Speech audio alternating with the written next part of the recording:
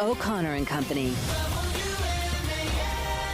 7:06 here on a fast-paced morning, as it always is on O'Connor and Company, America's morning show.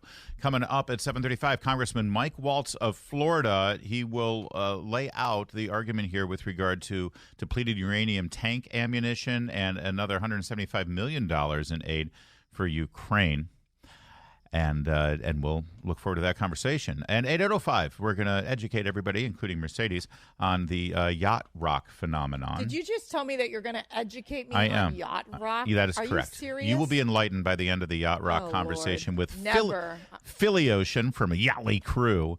And then at 8:35, our pal Chef Andrew Gruel on the dystopian nightmare that is California. That's all coming up. That's Mercedes Schlapp giving me a hard time all morning, which I know everybody appreciates. I know I've missed you. I haven't seen you in forever. And you're making up for it. And I'm Larry O'Connor. Joining us right now, Debra Tisler, who's running for Fairfax County School Board. Thanks for joining us, and thanks for running for office.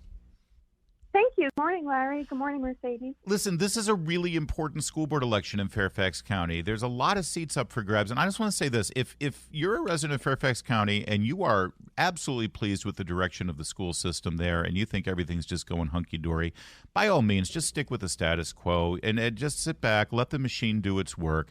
But if you think you can do better in Fairfax, you might want to get out and really focus on this vote.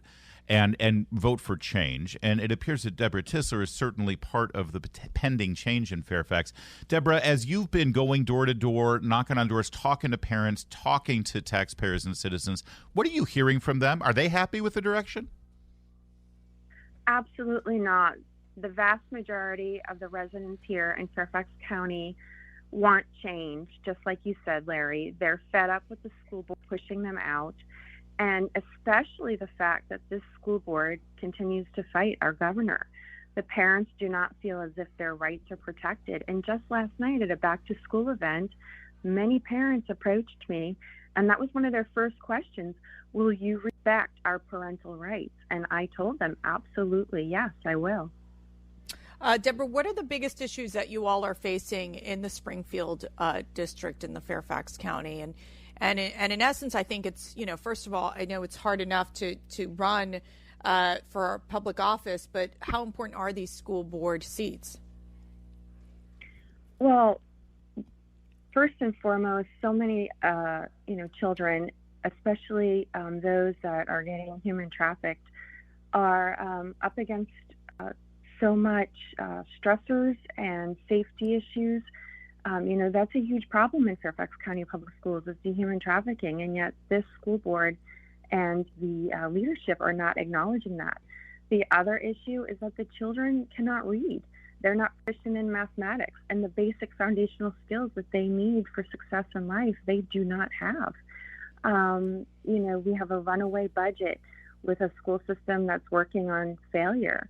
This is a school system that believes that their failure should continue to be funded in the sense that there's no accountability to why the children cannot read or write and do math proficiently.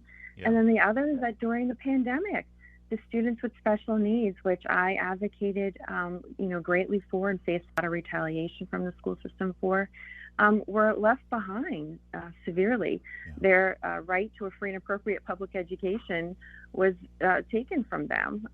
All children suffered, but even under regulations, federal, state, this school system completely abandoned and turned its back on. This school board did that. Yeah, amen. And God bless you for specifically citing what happened to special needs children and kids with an IEP, that their rights were completely trampled on.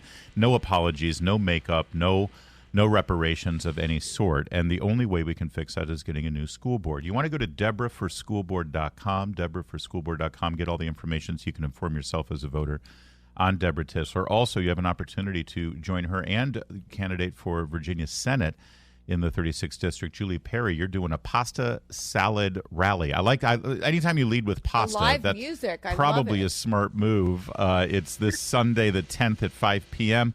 After the Redskins game over at Clifton Town Hall. So, Debra, just don't put on yacht rock. That's a big thing for us right now. I know you're having live music. No, that attracts people. You could. Lord. So, Debra, here's the thing that always frustrates so many people. I have no doubt that when you're knocking on doors, you're hearing from parents say, we're sick, we want a voice. We want, we've been kept out. We want to go back to the fundamentals. And yet, for some reason, they end up voting, or they just sort of allow the machine to just reelect the same types of school board members who are beholden to the organized, well-funded teachers union apparatus. And I feel like a lot of these parents are like, well, the teachers aren't the problem because Jane's third grade teacher is so wonderful. And so I'll just go ahead and vote for whatever candidate the teachers recommend. And it may not be the third grade teacher's recommendation. It's this major national entity, the teachers union, that is calling the shots. And we just end up in the same vicious cycle. Yeah, absolutely. But I think I'm both hearing and seeing from parents that they are marking their calendars and they're going to show up and vote. I think eyes are opening. When I was standing outside of a school last night, I had a parent give me both party endorsed sheets of candidates with their pictures on it, and they asked me for my recommendations, and they asked me to circle my face right there on the sheet. That's great. But for those that are going to just sit and, they're taking recommendations, I suggest that they do their homework too, and make sure that the person, like you're saying, Larry, is going to do the job that they are going to vote for, and what fits their own needs, not what the party needs are, but what fits for their child, what is actually sound common sense, what is actually sane, and who's going to protect their rights and ensure that what's done for their child is appropriate. That's the bottom line. What's appropriate for children? We're seeing in Montgomery County a push to put children in masks again because 3 kids in a third grade class tested positive for COVID. We're going to see this in Fairfax as well. What's your position on that? What would bring you, or what would inform your vote on something that critical for our children? We need to go back to science and to the evidence. What is the evidence here? There's a great amount of evidence that the masks did not work. Why are we going to do that again? There's no need to do that. Yeah, I think, Debra, in essence, I think as we're moving towards this election, how is it, the Democrats have done a very good job of ensuring that their candidates, and George Soros was involved in this early on, of really putting money into these school board elections. What's the sense of how you're going to be able to just make it to the finish line? I'm going to do that with people power. I think my campaign is a grassroots campaign. My donors are, our local citizens and parents here, grandparents, aunts, uncles, recent graduates of the public schools. And so that's really what is propelling my campaign itself. It's just from the people here the volunteers and the support and showing up and door knocking and spreading the word, taking my palm cards and my information and giving it to your neighbors. That's what's really going to do it, is just spreading the word and informing the public. And for people to get up and vote. Early voting starts September 22nd. We no longer have a voting day. We have a voting season here in Virginia. Yeah. So with early voting starting on September 22nd, we need to show up and vote, get your ballot in, make sure that your ballot is secure. And you can go to my website again, debraforschoolboard.com, and I do have a link there that will help the voters get to the election site, to the webpage, where they can find all that information. And, your last day to vote is November 7th in person. And I highly recommend that everyone get up and just show up and vote. Let your voice be heard. That is one of our biggest rights and liberties here in the United States of America, and you need to do it. And it's time. It's Mm-hmm. time to shock the world. And 10 out of I believe it's 10 out of 12 school boards. Is it 10 out of 12 or 8 out of 12 of the school board seats at Fairfax County that are up for re-election right now, or that are open seats? So every single seat is open, Larry, right now. Right. Well, I guess what I meant was that the incumbent isn't running. Oh, yeah. It's a significant opportunity to break the machine that has been controlling Fairfax County schools. They are so worried about any kind of change, that any kind of voice sitting on that panel that may disagree with the monolith that they've had. And again, I ask the simple question: are you happy with the direction of Fairfax County Schools, or do you think maybe it might be time for an alternate perspective? Debra for schoolboard.com. Thanks, Debra Tisler. Great talking with you. Thank you for having me on today. Thank you, Mercedes. You bet. And again, that event this Sunday, the 10th at 5 p.m. with Julie Perry for Senate, and that's it includes pasta and live music, maybe yacht rock. We're yet to be determined. Possibly. Larry might sing at this point. It's 7:16. We're trying to get people to come to the event, Mercedes, not repel them.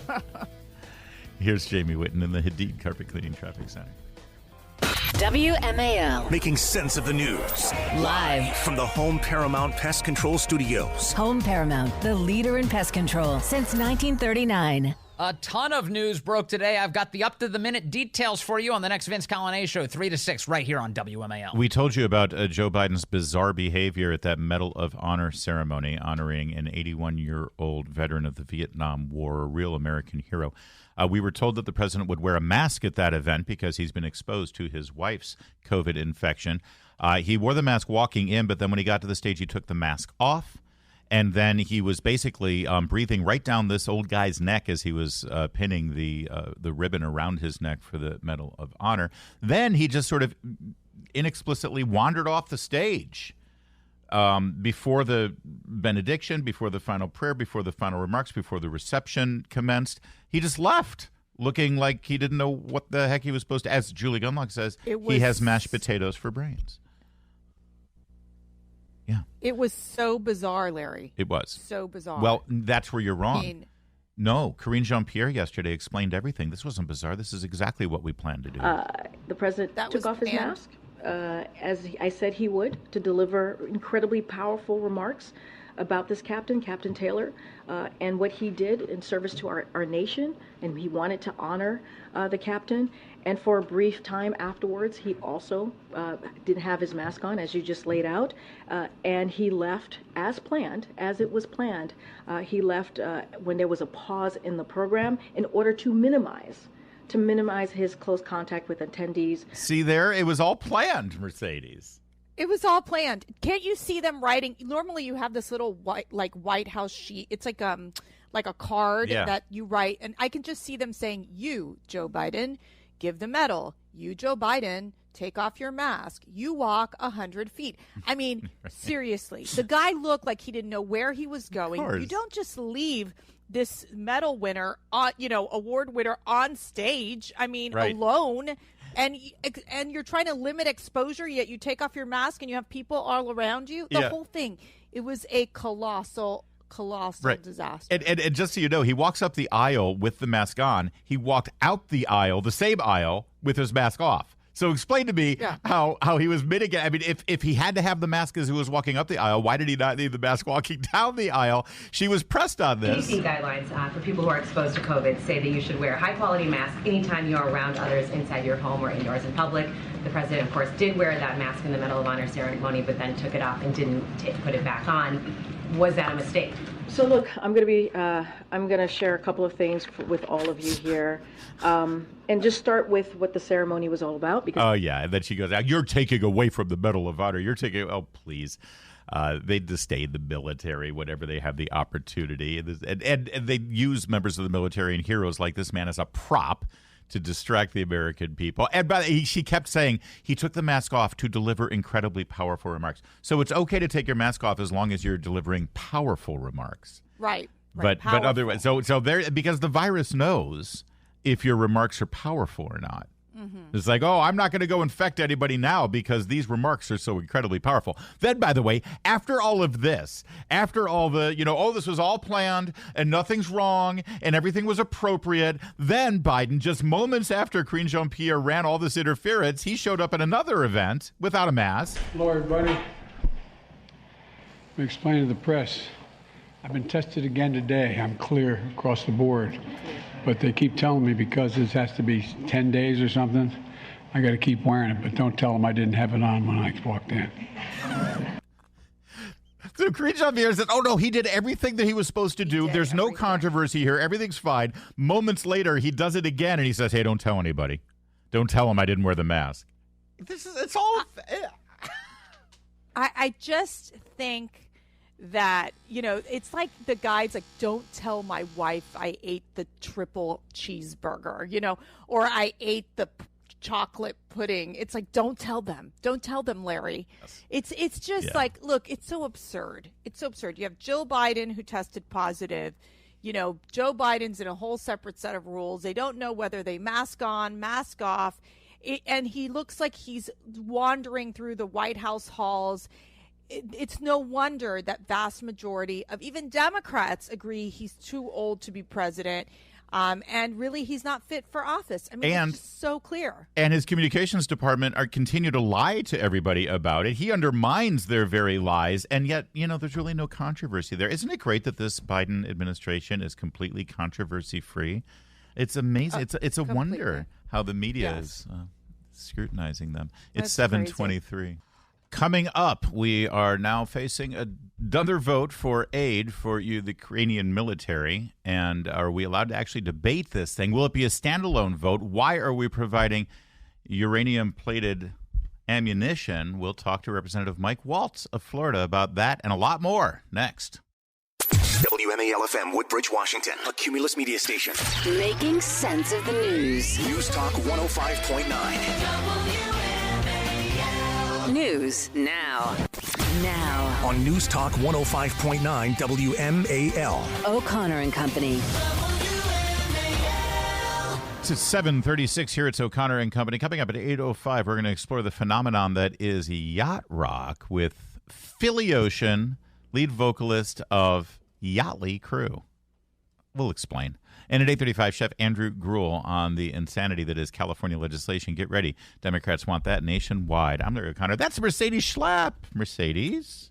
I'm not going to comment about yacht rock. I appreciate right now. that. I'm going to wait, but I think it's a little cray-cray. I bet Congressman Mike Waltz loves yacht rock. He, of course, colonel in the National Guard, combat decorated Green Beret, Florida Congressman. Congressman Waltz, you want to stray into the yacht rock controversy or just move on? Oh, man, I'm embarrassed. I have no idea what you're talking about. Yes! I'm sitting here trying to Google it. That's fine. No reason to be embarrassed, I assure you. Look, you're on my side, Congressman. That's all I have to say. Good side Larry's to be on. Trying to introduce yacht rock into, our lives. Well, there's no more. Is it something I need to ask my, my 19-year-old daughter about? Or she won't even know what it is. No, hardly. This is really more of a, you know what? It's just like a middle-aged after thing. our It's interview, like for old Congressman, people like Larry. Just stay with us. Listen to the 8 o'clock hour. We've got serious issues to talk about. Yeah, let's talk about Ukraine because we're now looking at a $175 million aid package that includes depleted uranium tank ammunition. Congressman, let me first ask, are you going to demand that this is a standalone up or down vote just on Ukrainian aid? Because we're hearing from Democrats that they want to wrap hurricane relief in with this, and that just doesn't seem right. No, already have demanded it. Sent a number of letters to both our leadership and the White House, and have called for that publicly, along with Senator Rubio and most of the Florida Republican delegation. It's nice try. Yeah, understand what they're doing, because then if we have concerns, we vote against it. Then they're going to run the attack ads of Florida Republicans voting against hurricane relief. Of course. So that's politics at its worst. And if continuing to give money to the Ukrainian government for their fight, which I believe is a righteous fight against the Russian invasion, if that's a great idea, then let it stand on its own and people can vote on it. Now, about this package, where do you stand on it, and how do you respond to those who are concerned that this is basically a tantamount to a continued blank check? So, as you know, Larry, I've said since the beginning, stopping Putin is in our national interest. The Ukrainians are doing the fighting and dying. They're asking for the bullet to help them do that. I think that actually keeps us out of conflict, because if Putin realizes his dream of reconstituting the old Soviet Union, then he's going to drag NATO countries into that, and then we're treaty obligated to intervene. However, at this point, I believe I cannot vote for additional aid without conditions on it. Condition one is, what's the plan? What's the strategy? Condition two is the Europeans have got to step up. I have legislation I'm introducing called dollar for euro, or euro for dollar. They need to match us in our aid, or we pull back to match them. Right now, they are at about 50% of what we've provided. And the big European economies like Germany, Italy, France, it's pathetic the amount of aid they've provided compared to a lot of the other European nations in the United States. And enough is enough. And then finally, only 9 of the 31 NATO countries have lived up to their 2% commitment. I am sick and tired of having the American taxpayer subsidize their defense. So there need to be some real changes and some real conditions up front. You know, Biden's as long as it takes strategy, that's not a strategy. Yeah, and I think so that's where I'm sitting. Yeah, I think you're right about that. I think just throwing money at the problem without transparency, without accountability to know where the Ukrainian President Zelensky, where is he spending all of these billions of dollars? We know that Secretary Blinken is now sending an additional $1 billion more in aid, while at the same time you're seeing the weariness, right? The American people are saying, wait a second here. This war, we're spending too much money on this war while we have issues here in the United States. What do you think the end game should be? How can we get to a point that we could possibly achieve a peace deal? Well, and just to add one more point there, Mercedes, you know, George H.W. Bush in the first Gulf War had a full-on global diplomatic check-writing campaign, for when Iraq invaded Kuwait. We decided to intervene there, but you know what? The Japanese paid for it. The South Koreans paid for it. If this is really in the global interest to prevent smaller democracies from getting gobbled up, and not to mention the food supplies and everything else that's at stake, then people need to share the burden. I'm sick and tired of this being all on the American taxpayer. Look, I mean, whether it's the 2014 line, whether it's full expulsion, I mean, I think the objectives can be debated or look, they need to go to the peace table right now. But we need that articulated by the commander in chief. That can't fall on House Republicans to carry his water to try to articulate a strategy here. And that's what's frustrated me. But they are. And listen, you mentioned the first Gulf War, which I believe was 100 days or so.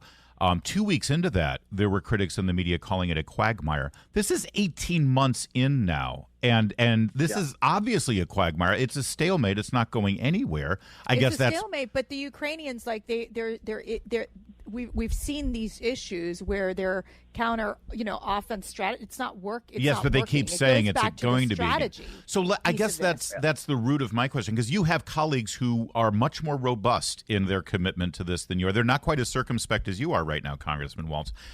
Do you ever hear from them? Is there any time limit when they make the case? Is there any financial limit when they make the case? You just said President Biden says as long as it takes, no matter how much money it takes. Do Republicans parrot that too, or even off the record, or when they're not talking in committee, do they say, well, yeah, we've got some limits on this?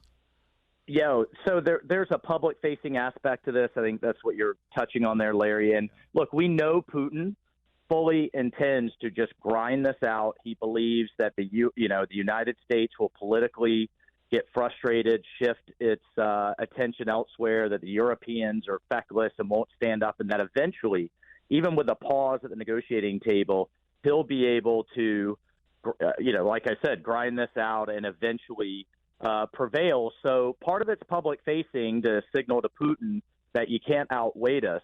But behind closed door, there's a lot of frustration on, again, the articulation or the lack of articulation on what our objectives are, what's in our interest, and where do we see this going. We're not in the room. Blinken's over there in the room with Zelensky. Come back to us, even behind closed doors, and say, this is how we think this is going to unfold. This is what we think the commitment's going to be. And here's where we're drawing our guardrails and our boundaries. Zelensky will never go to the table if he believes he can, he's going to have a blank check in terms of our support. So, we need to be driving these conversations, and I don't know that we are. At least it's not being communicated with us, and that's unacceptable. It sounds to me like we're speaking with Representative Mike Waltz of Florida. It sounds to me like, Congressman, you have reached kind of a limit of sorts. You've said no more money unless we have a clear, defined strategy. And by the way, part of that strategy, I would think, since you're a military man, is a definition of what success looks like. And you're also saying that unless NATO has a euro for dollar commitment here, that you're not committing to any more money. Those are your two limits? That's absolutely right. And then, I would put a broader umbrella there, and we need to see, as Mercedes was alluding to, we need to see action on our border. We need to have some demands of our own in terms of what the Biden administration is going to do for our national security. But yeah, those are my conditions that we need to see. If I had $100 for every speech that I helped write for all the way back to Secretary Rumsfeld, asking the Europeans to contribute to their defense, and they smile, and you have tea and crumpets at your NATO summit, and then they move right back to it's a good deal for European politicians, right? Yeah. And I was just in Europe. You see Ukrainian flags flown on all of their buildings. They've got that outward show, but that doesn't cost them anything except the cost of the flag. And you got to. And here's the deal: President Trump did an effective job of basically going to the NATO members and saying you have to pay your fair share. Yeah. And it was one of his biggest successes, which of course for Biden, it's just throw money at the problem and with no solution. And now you've got the North Korean dictator obviously talking with Putin in Russia to help them out. So you've got the China issue, the North Korea issue. The last thing we need is to get into World War III, and that's a big concern that I'm seeing in this Ukrainian conflict. Could I ask you, Congressman, because this is a big picture conversation happening within the Republican Party. You saw Mike Pence, Vice President Mike Pence, make his speech in New Hampshire yesterday. He was on Fox News talking about it, where he is very concerned about people who are, I would say, based on your comments today, he might be concerned about you,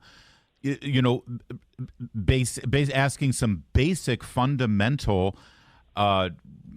criteria for additional funding. He calls that populism versus conservative principles, to say, we shouldn't give money to Ukraine as long as we have a problem on the border. Is that how you would characterize that? Is that the appropriate way to discuss this debate?